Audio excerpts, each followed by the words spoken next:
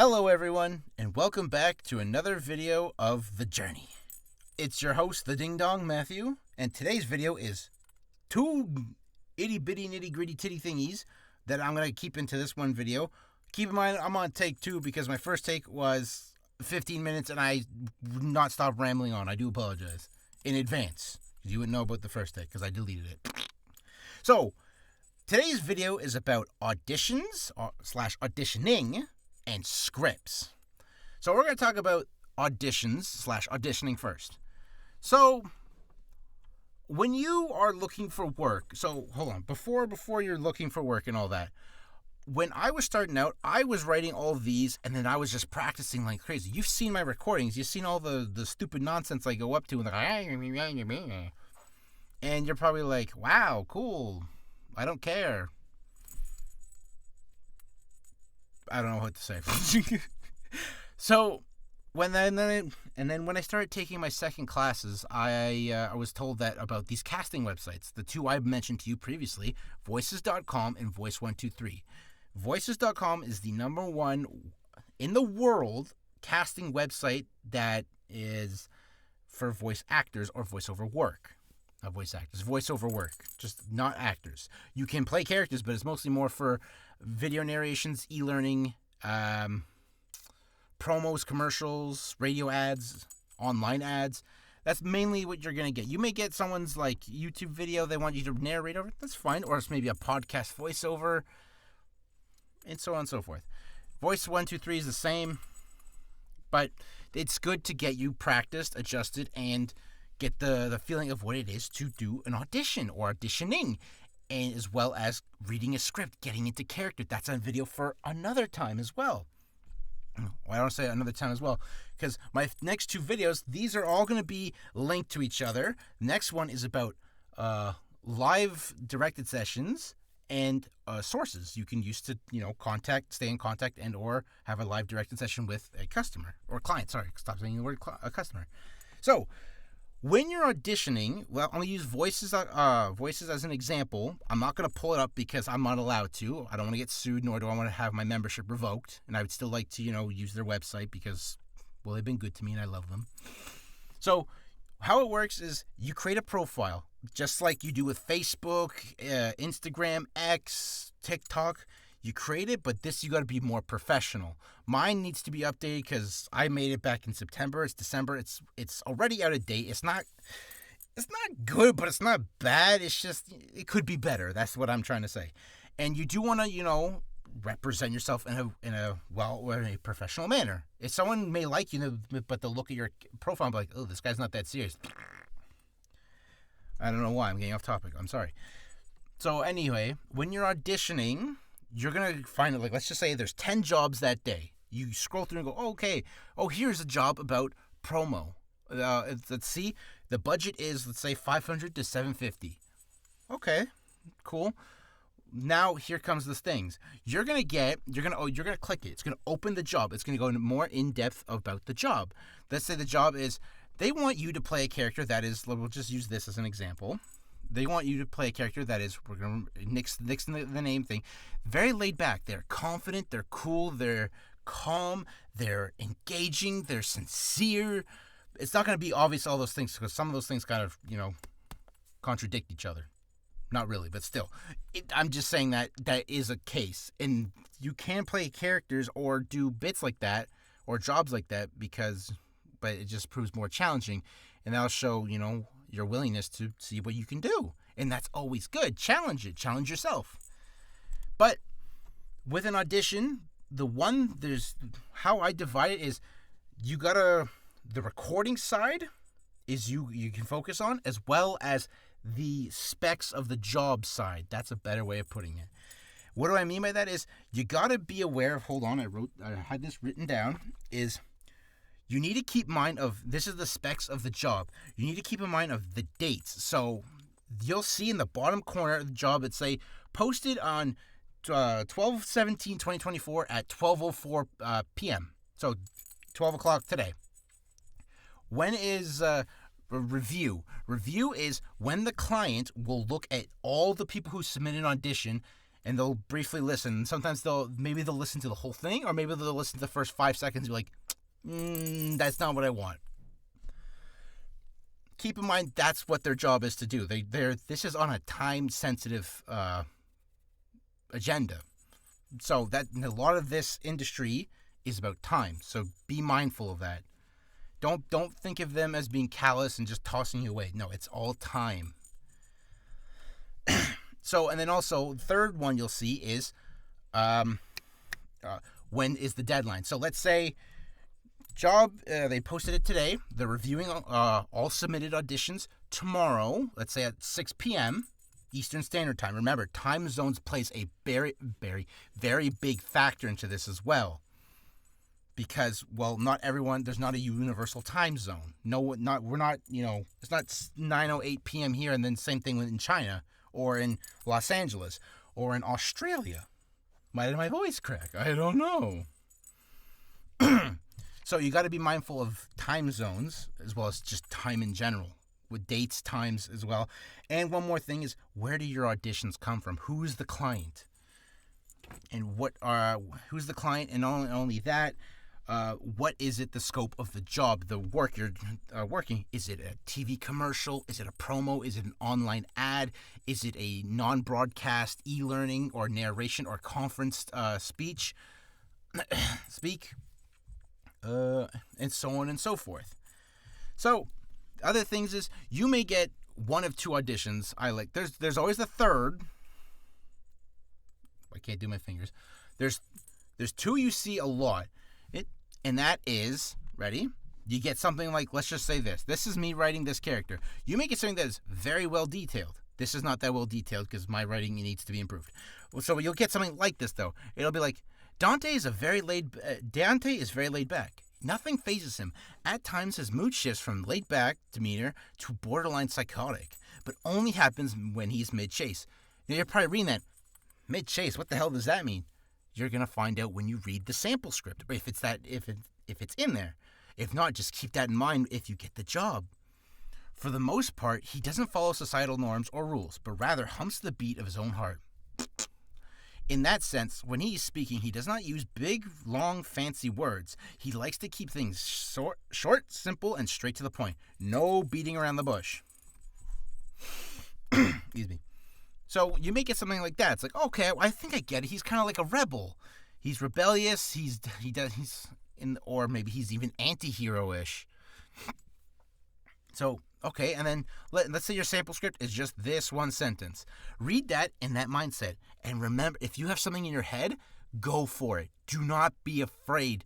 Just don't submit it unless you feel like you did a damn good job, because there is such a thing as sending a bad audition, and that could not really damage you, but it would just say, hey, they're going to stay clear of you. They're going to hit down and be like, no, thank you. You can do a bad audition good, but you can do an audition bad, that's not good. A bad audition good is always good. That means you are confident in your own abilities. You know, you understand the material, and you went for it, and hell, maybe you got the job.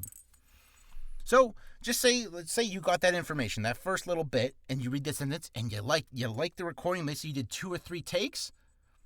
You just did some minor editing, like, there was a lip smacking, maybe like a plosive noise, or or some sort of noise that you didn't like. You just cut that out, you bleeped it, you blanked it, you submit it, and then let's say the next day you got shortlisted, and then it's like, oh wow, well, the thing doesn't close for another 4 hours. By 6 o'clock, congratulations, you got the job. Now there's that. Now sometimes you may get the complete opposite. You may get an audition that says, character's name is Dante. He is rebellious. Here is sample script. You're probably like, what? It's like, okay, how does one read this rebelliously? There is also, like I said, I'm going to say it now, and I'm going to do a video about it tomorrow, is live directed sessions, meaning you will be live directed by the client. So you'll use online sources. Again, I'll talk about that tomorrow. And there was one more thing I was going to talk about before I switched to script reading. I forgot it. If I remember, I'll bring it up. But, oh, that's what it was. References. If an audition has a reference video, watch it fully. Do not, what I used to do when I heard reference, I'd be like, I would watch maybe, because, okay, sorry. First of all, sometimes the reference is not a direct, sorry. Sometimes the reference maybe just be a member of the work that, or the company just doing a read over, and they were like, okay, we like your read. We're going to use this as a reference for a voiceover person to do this. Sometimes it'll be an exact replica of what you're going to say. They just want you to say, maybe they'll say, can you do the reference, but spice it up a little? And you go, okay, do your own flair to it, but make sure you follow the specs or what they are asking. Believable, conversational, articulate, engaging, sincere, confident, seniorly, knowledge, wise, old, young, hip, what have you. And then sometimes the references was you may get like a YouTube video, like, we want you to do like a Peter Lorre voice, and like, you want something like this? Okay. That's a really bad Peter Lorre impression, but my bad. If you don't know who he is, he was an actor from the 60s who was very much into like the creepy hello that I know of. Okay, that's it for auditions. So now let's just say you got an audition, you got the script. This is your script right here. Now we're going to just go from this last paragraph. This is what you're reading. This is something I am starting to get a better grasp of and or knowledge of, and that is what I like to call deciphering the code that is a script. You got to take this direction. Where the hell am I? That's the wrong one. You got to take this and add it into this. So what I used to do is when I was reading stuff, I was just reading it. I was just like, now, judging by the look on your face, you think I'm not in the right to make these calls, or that I'm batshit crazy. You're probably thinking, who the hell made this guy judge, jury, and executioner? And then you hear that playback, and you're like, wow, that's just nothing like the character at all. That's just baloney. So this is where you got to decipher the character, and it takes a whole lot of little nuances. What's your inflection? Like, what is your attitude, your volume, your pacing, your timing, your spacing? Hold on. I have a whole shiitake mushrooms of. There you go. I wrote a bunch of these down. There you go. Pacing and speed, your pitch. Are you high or are you low? What's the age of your character? Are they old, young teen, young adult, middle-aged? What's the body type? Are they a big burly boy like this? Or are they a squatty little dwarf like this? Hey, how's it going? The sex, obviously, you know that. He, her, they, them. Prefers not to say. Are they transgender or not? That's for you. Texture, that's like gravelly, raspy. Well, that's the best thing I can think of. What's the texture of their voice? Are they rough and gruff and tough? Hello there, lover. Something like that. What's your inflection? Inflection or phrasing is the way in which your character speaks.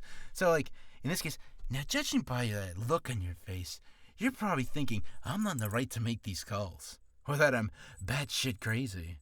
See, that was a horrible example, but you understand what I'm trying to say, right? I hope. Then you got, obviously, pronunciation is a big must. You have to properly pronounce every single word.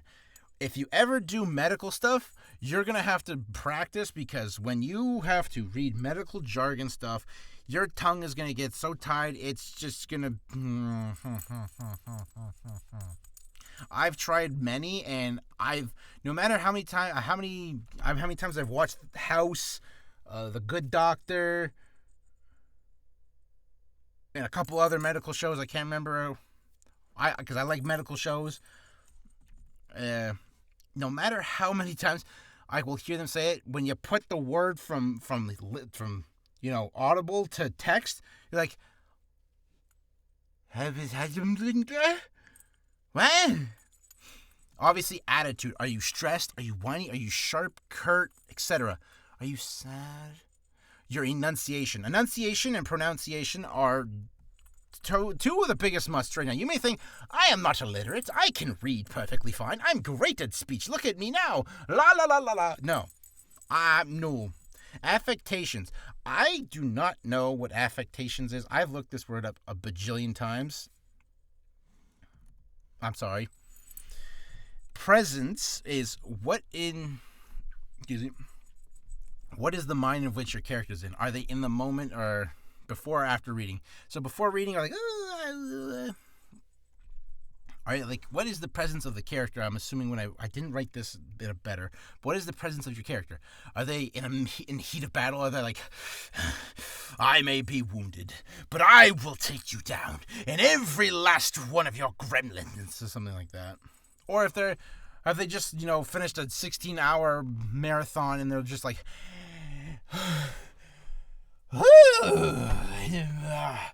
then we got some water. I can use some water right about now. I'm really thirsty. I can use water. I'm very hot right now. And spacing. What is spacing? Your words, are they close together? Like, now judging by your character on the face. Blah, blah, blah. Or are they, now judging by that look on your face? That could be spacing and pacing. But those two go together like, two peas in a pod. You know what I'm saying? So, when reading a script, you got to keep in mind of all these right here, these guys. Pacing and or speed, spacing, your presence, your affectations, enunciation, attitude, volume, pronunciation, inflection / phrasing, sex, texture, body, age, body type, age, pitch, and or, I said it all. Those are a lot of things. And you're probably wondering, I don't even want to act no more. Well, yeah, that's a fair point. But don't worry, because one, you're still learning like me. You're learning. A lot of the times I think I'm way in over my head. I can't do anything. And what a big bad thing I do is I compare myself to professionals. Like I'll watch Solo Leveling and I'll see the beautifully, amazingly talented Alex Lee go arise, and I'm just like, I can barely say erect. Then he goes erect as his joke, and I'm just like, how the fudge did he do that? Anywho, but don't worry, you got to give yourself that credit. Why did I close this? You got to give yourself some credit, whether you think you've improved yourself, even just like in that little infinitesimal little bit amount. You're doing good. It's progress. You gotta, do that. I've lost track. Sorry. So you don't worry about that.